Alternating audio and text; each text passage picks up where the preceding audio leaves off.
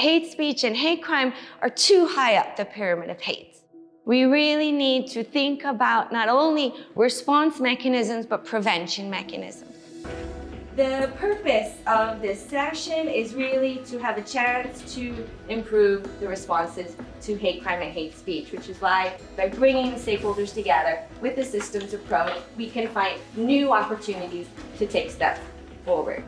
It's too fragile, the peace that we have, and there are still member states inside the EU who do not recognize that this hatred is manifesting itself against individuals and communities on a daily basis.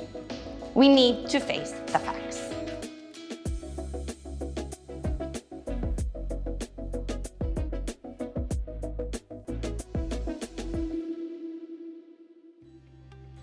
The Facing Facts Network is a great network of civil society organizations and public authorities coming together to generate more effective responses to the problem of hate crime and hate speech in Europe and beyond.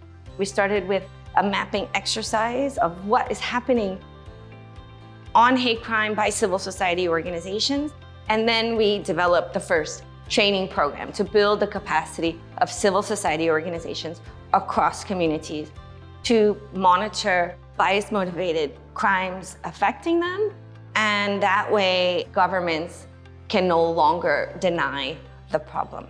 That's why Facing Facts became the name of this initiative. We have to acknowledge that we have 31 members in 15 countries represented.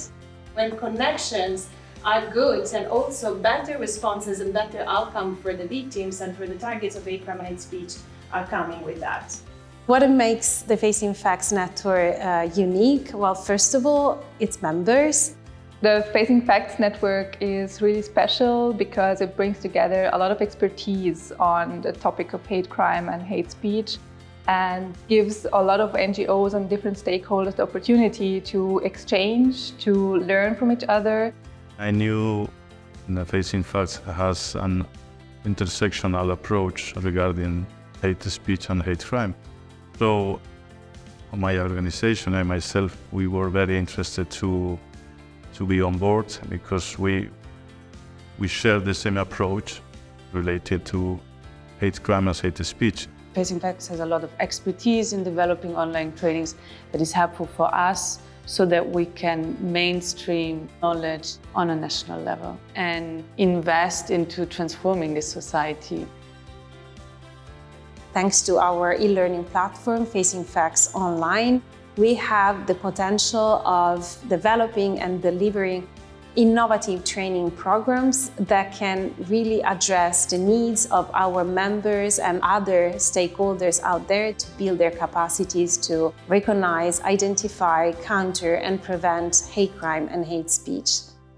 This is especially important in this moment when there are many far-right groups and parties and governments. That's why I think we have to use this network to combat this reality. So I think this is a very critical moment. We know that hate crime and hate speech are issues that affect us all.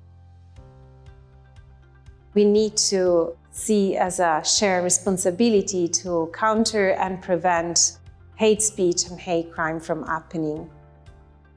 This is the mission, inclusive and democratic environments where people can enjoy their full potential, their unique potential with all their diversity.